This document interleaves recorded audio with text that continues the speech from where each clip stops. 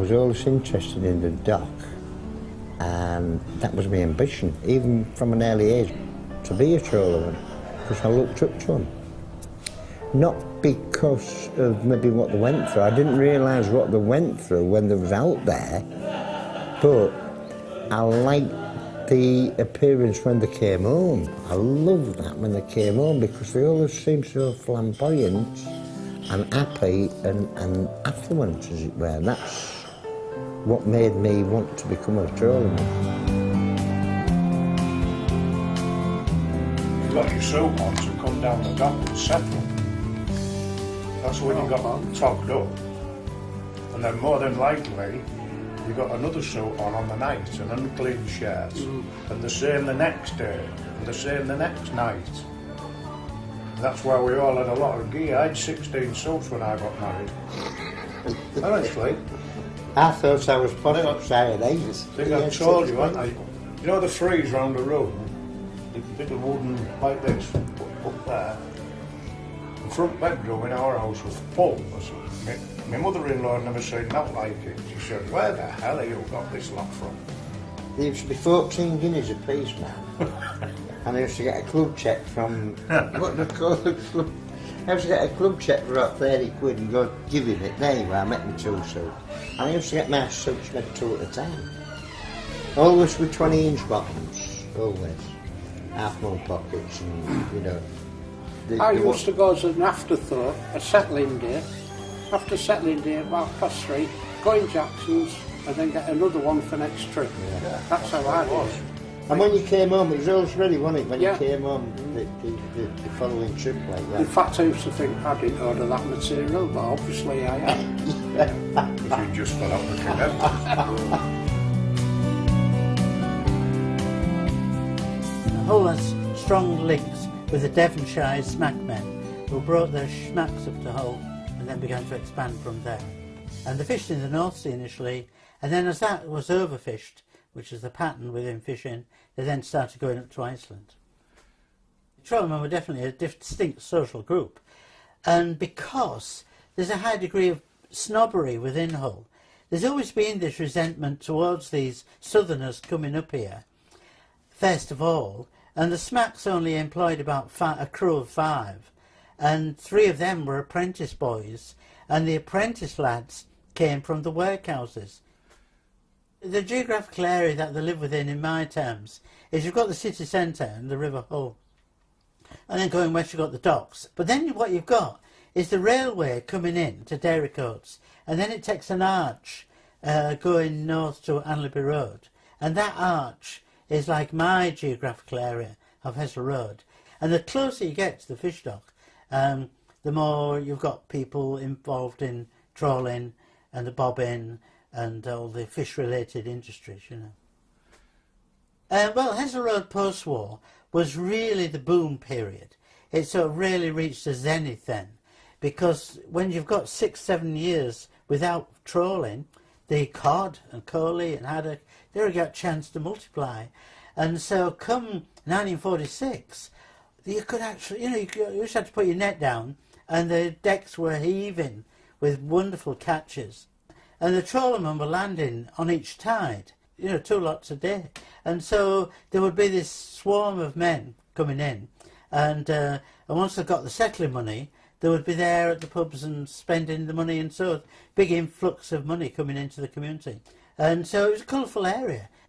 Regarding their job, the trawlermen, the Arctic trawlermen were the last of the hunters, and it was classed as the most dangerous job in the world. The thing was, people often think about whole trawlers going down. That wasn't the greatest loss of life. It was men getting washed overboard and lost and dragged over by the nets or washed overboard by a big wave. It seems hard for us to think about it, but they had 18 on, 6 off. That was your 24-hour clock. So you'd be working on the deck for 18 hours. Well, I wouldn't fancy working 18 hours typing and being gutting on the deck. It was a heck of a job, really, in the most appalling weather.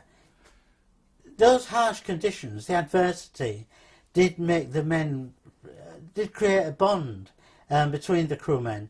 And the key word is camaraderie. It's like men at war. They weren't living in the real world. And their whole lifestyle, in a way, was one of... It's been described by sociologists as an extreme occupation. And then you would mixing in with that the alcohol and the superstitions. And so for the first day they were back, it would be all on a high of spend and going out and celebrating. And then the next day there would be, have to face some of the realities of buying the kids presents or buying a new washing machine. And then, but then they were getting under the feet of the women. And then by the third day, they were glad to see him going back to sea again. I would say a lot of the Trawlermen's lifestyle and identity is parallel with the cowboy image of Hollywood, which goes back really to the silent movies. I think the suit, it was influenced, well, we've said already about the cowboys, but what would happen is once men get together, they would want to outshine each other.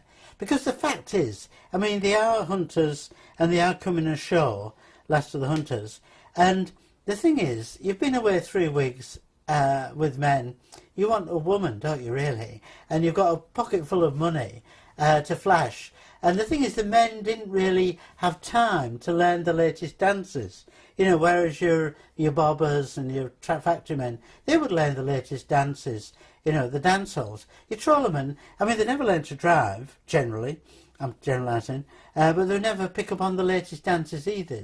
So what they would do is their fashion was a kind of, you know, identify them immediately as a trawlerman with a lot of money to spend, with a taxi outside, and the message was to the girls, you know, come and get me, because here I am. You know, I've got money to shower on you.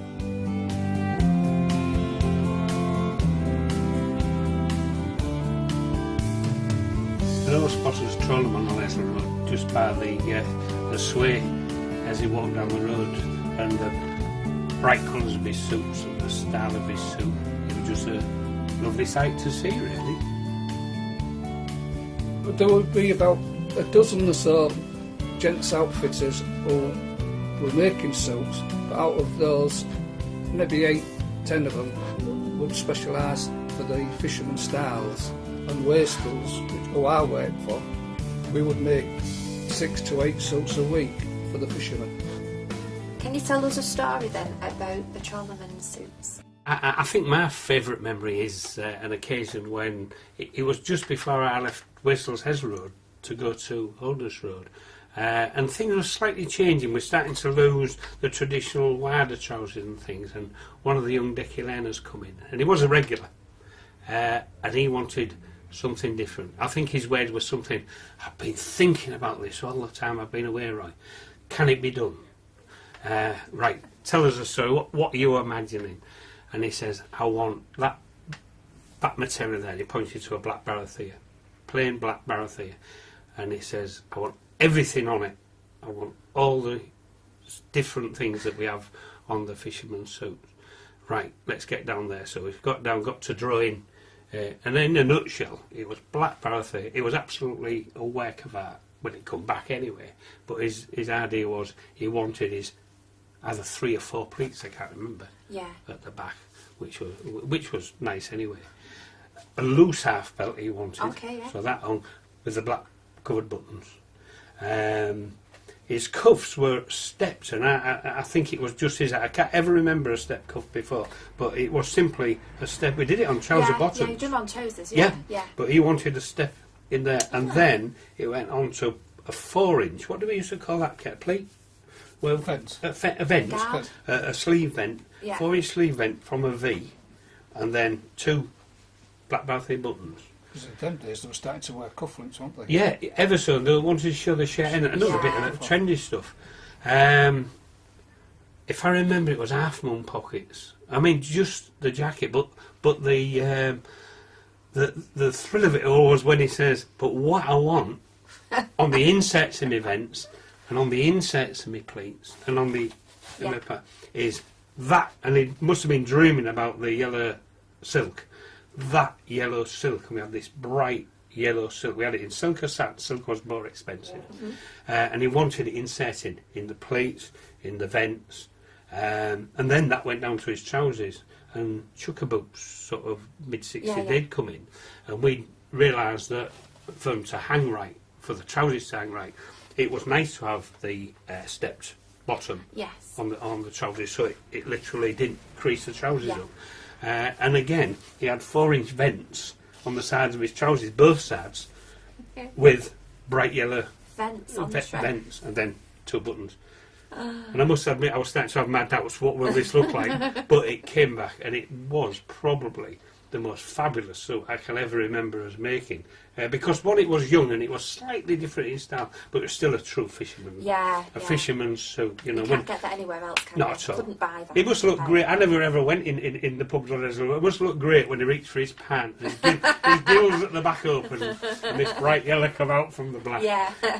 And I particularly remember that because it was his sole dream to wear this suit, Yeah. and we had it ready for him next trip home. So he came Yeah. home thinking, "Oh yeah, I'm going to put that suit." I find that now people tend to carry a dream suit around in the head, Yep. and it's your job to kind of Interpret it.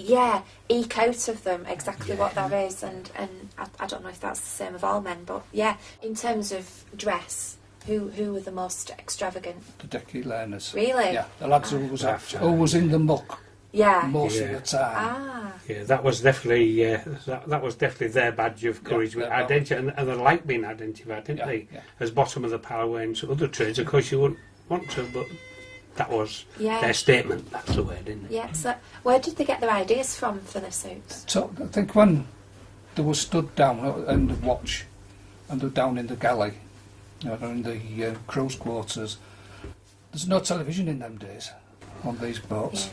So they would be reading books and talking about what happened last trip and one thing and another, and in a longer conversation would come the talk about what they're going to do with the suits. Yeah, we used to like to think they were thinking of buying a suit from Wastels, basically. And I'm sure they did. Oh yeah. So when did the suits start evolving? Around what year? And how long did they go on to as well? They started, I would say, in the mid-50s. You had the era of the teddy boys, but the fishermen weren't that, and they would come along. And my view is that they took ideas from the teddy boy suit, where the teddy boy had the shawl collar Yeah, yeah. Saddle- with velvet on saddlebacks, and weren't saddleback Yeah, with half-moon an half-moon pockets. pockets. But the fisherman didn't want the velvet collar, or shawl collar. He would want it made of the same material. How long did it go on for? Well, I started in '58 in the shop when I left school, and it'd been going for 2 or 3 years. I would have thought then, Yeah.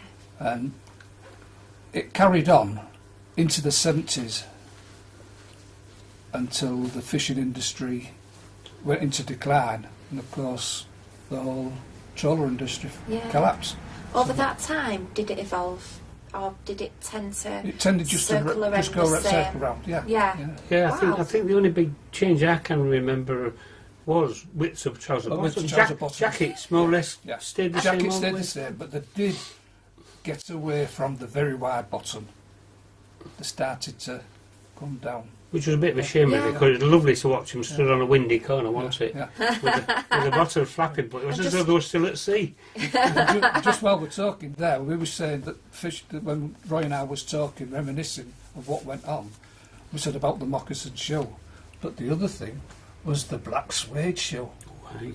Yeah, definitely. The yeah. black suede and the brown Yeah. suede. Yeah, We very, very sold popular. hundreds of them, leather soles. What other accessories went with these suits? How did they wear them? Well, in them days, a gent always wore a tie when he was dressed up. There's none of this putting a suit on and an open neck shirt like you see Simon Cowell today. That was taboo. And the fishermen, they would come in. At the beginning, it was always a white shirt. We've struggled to sell coloured shirts to them. It always had to be a white, but again, I think it goes back to the cleanliness. Yeah. They've been When they home. got home, they'd been in muck and slime for 3 weeks, and one of the first things they did when they got home, they got bathed or went to the slipper baths at Medley Street, and got cleaned up and shaved and one thing or another, and a white shirt, a nice suit, and it was slim ties, because if you remember again, we're reverting back to the Teddy Boys used to use the bootlace tie. We actually did have them in stock, didn't we? did have them in we used stock, to keep yeah. the Teddy Boy bootlace with the slide up in Yeah, stock, yeah. Yeah. because every now and then The one that somebody got- wanted got one. Did they wear any jewellery? They've got into cufflinks and they were into rings, and A lot of gold jewellery started to started come to in, go didn't it? jewellery, yeah. Yeah, gold jewellery seems to Did you find that the cloth that they used to order evolved over that time? Was there any particular styles that were changing and what they were ordering? Yes, we were getting forced into it. When we made suits, there was basically wosteds and all wools, and of a reasonable weight compared to today. I mean, when you look at some of the suits that's been made today Yeah. and what they can buy off the peg, you can see through them, and they would never do for the old chaps. They're far too thin. You'd be cold. You couldn't get a good wide leg. Well, No, you no, needed no. your white. It needs to hold that Yeah, you'd shape. have to have the And doesn't it? ten, I mean, ten, that's another thing. Ten-ups went out, didn't they? Yeah, yeah. Two straight bottoms. But I mean, the main colours they're the same, didn't Yeah, they? the colours was The always brights. bright, light. I won't say bright, light colours. Yeah, Your sacks, real light blues and Yeah. greys. Still and quite fringes masculine. And when was the last time that you did fitting with the Trawlermen? Christmas 1976. But next week, myself and Ken are going across to the Hull College of Art and Design, meeting up with some Trawlermen, and going to discuss and hopefully design for one last time a fisherman's suit.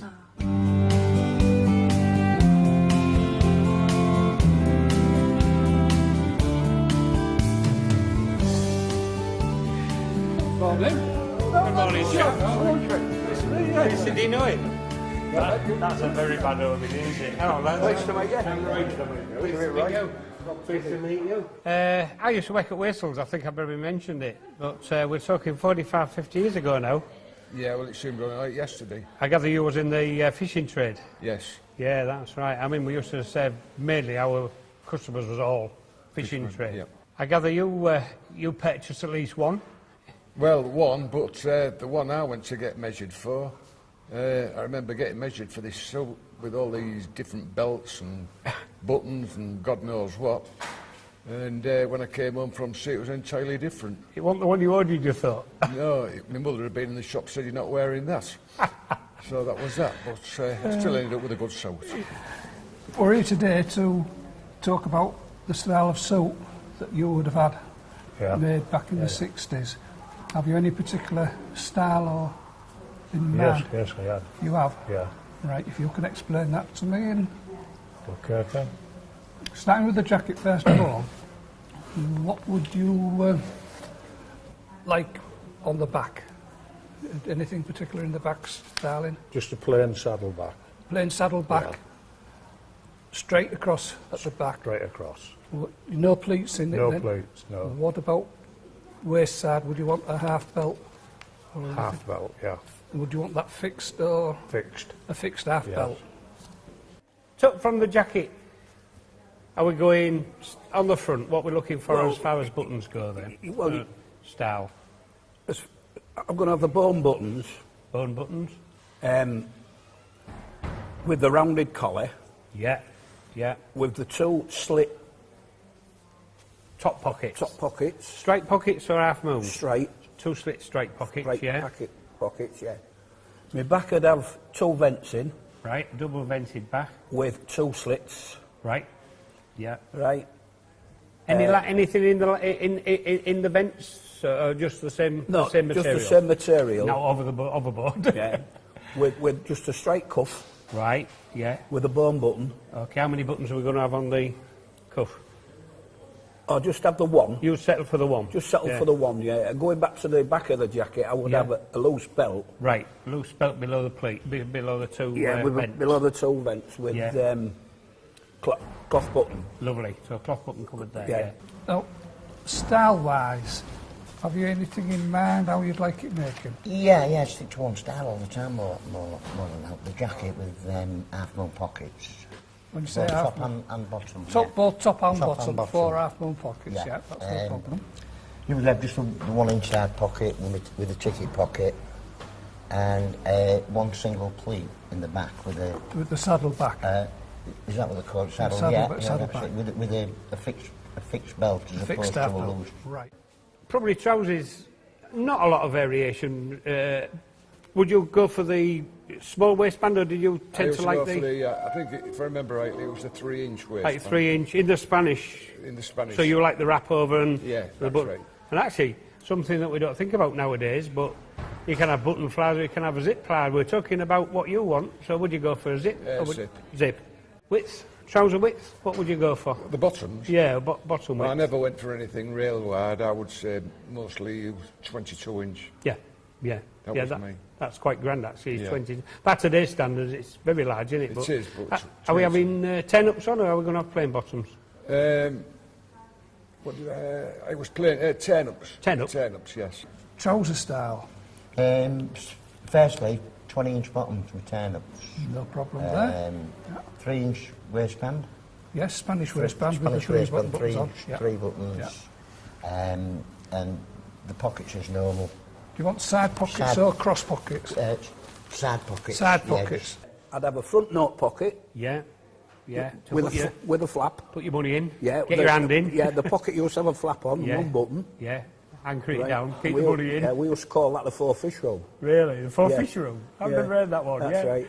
Yeah. And then I would have one back pocket, Yeah. same with a Button down. button down. And a button down flap or button straight down with a flap. button down. Right. Do you want your front cash pocket? Front fish room, yeah. Fish Yeah. with a flap on it? Yes, With the flap on to button it and a down. button, yeah. What about the little Same as fob it. pocket in the waistband? No. No, you don't No. want that one. Right, that's fair enough. What type of width of trouser bottom are you thinking of? 24. 24. Would you like a pleat then, put it in the top Yes, please. to run the crease down? So Yeah. just one either One. side, not Yeah. twos. Button fly or a zip fly? Button. Button fly, no problem. I think we've near enough got all our style there. But an after fish room. Oh, sorry, yes, if you want one of them. Yeah, I want one of them. You want one of Yeah. them. Do you want one or two? You can have, Two, please. You would have two, Yeah. one on either side. Yes, sorry about that one. Is there anything else you can think of what I might have missed? No, not really, Ken. No. You wouldn't want the buttonhole putting in that show collar, will you? Not, No. what about the... Would you like, for 1 guinea more, we can hand stitch all round your lapel? Yes, yeah. You'd like that? I would, So what we'll do, we'll hand stitch the lapels Yeah. down to the front, and we'll also hand stitch the flaps on those two side pockets Yeah. for the Lovely. guinea. And maybe I'd make this one about maybe 14 inches. So 40. You've come down to earth a bit now. Oh, haven't you? yeah, This yeah, is well, it, I'm yeah. doing older, you see. So 14 inch bottom. Yeah, and and plain again. And plain. Plain yeah. bottoms. And Yeah. I would most probably have maybe a darkish colour, maybe Right. a dark blue. Well, we've got a few in here. I mean, I'm guessing they'd be too They'd a be bit, too bit bright light for for you, me, would yeah. they? Plain. Plain, just plain, Plain? yeah. I wouldn't mind that colour. I Yeah. actually like that colour. Yeah, I think that would look really nice, actually. Yeah, and as regards the lining for the jacket, Yeah. I think I'd splash out and go silk. Very so. In another blue, or do you fancy some? Well- because I mean, it would nice. It'd have to go with a blue, wouldn't it? Yeah, yeah. I mean, I would probably recommend that it goes a lighter blue for the lining, Just just so when as long as it's not so much lighter. not too Yeah, garish. That's right, yeah. Right, so I'm happy with that, Roy. That's great. Well, in that case, we'll get that drawn up and sorted out. If you want to go and meet up with your mates again, grab yourself a cup of tea, and then we'll have you back and have a look at the drawings when they're done. Right, thanks. Okay, thanks, Denny.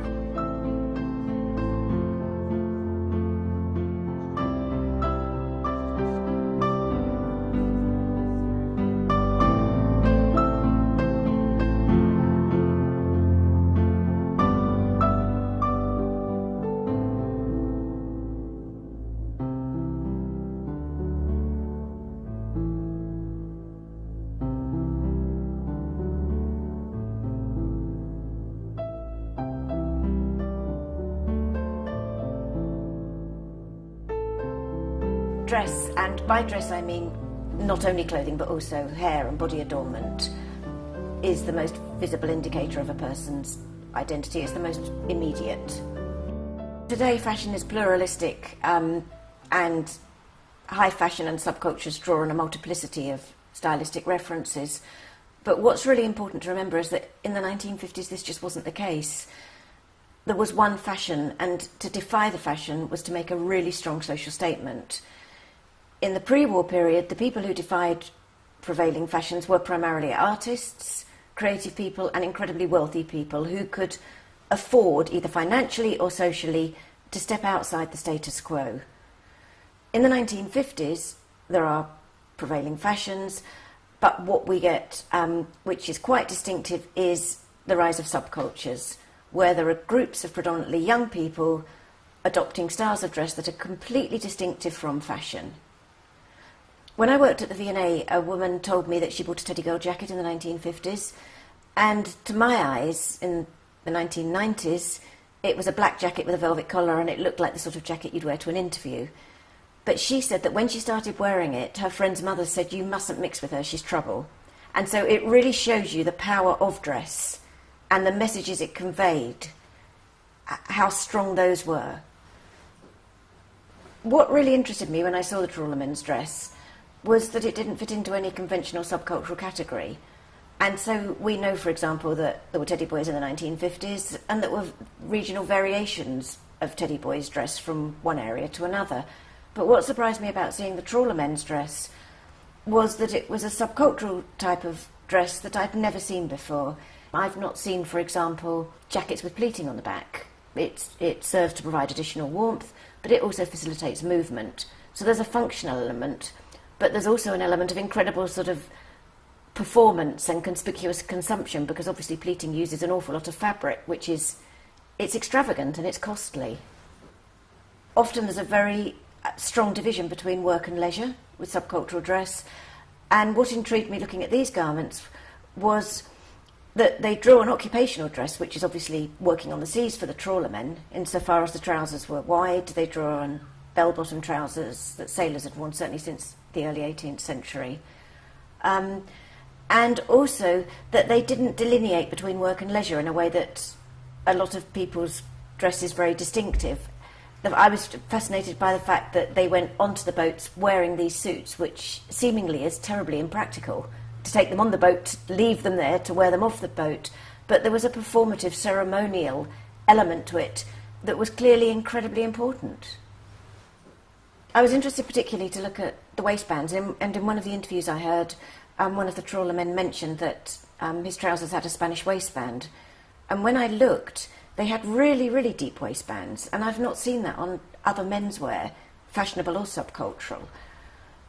And certainly zoot suits, subcultural zoot suits, were cut very, very high, but they didn't have a deep, deep waistband.